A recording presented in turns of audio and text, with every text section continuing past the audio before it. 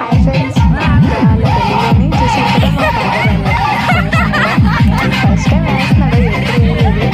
మీరు కూడా చూసి కాసేపు ఎంజాయ్ చేస్తారని చూపిస్తున్నాను. చూడండి ఫ్రెండ్స్, వాళ్ళందరూ మా కజిన్స్ పేరుగా